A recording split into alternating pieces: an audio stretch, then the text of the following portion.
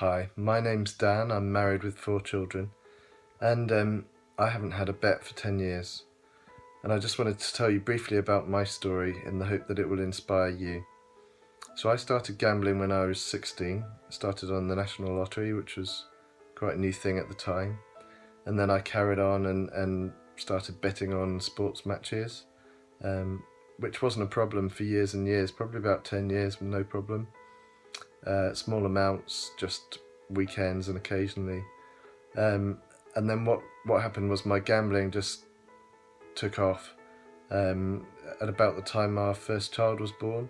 And I think looking back on it that I couldn't really cope with the emotions around our first child, with fears about being able to provide for him, with boredom whilst my wife was feeding and all that sort of stuff.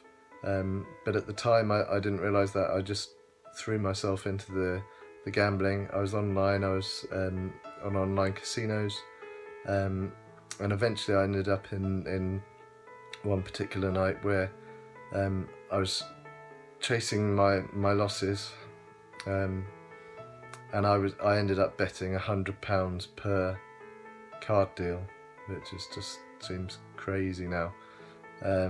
And I ended up losing somewhere between £7,000 and £10,000, and that's money that is and was a huge amount of money for us, and so that was that was a really bad night.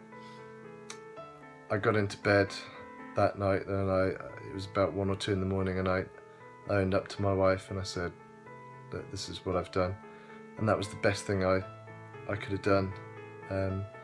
She didn't really understand, but she was supportive. And over the coming weeks from then, we went through a roller coaster of emotions, and practically as well, in terms of losing that much money. We had to sort of, you have to restructure your life in terms of that debt. But what I wanted to encourage you is that actually we've come out the other side of that. So it's been, like I say, 10 years now where I haven't gambled. The cravings get less and less and less, and it's not just me. So there's many of us out there, and what happens is people are just quiet about it.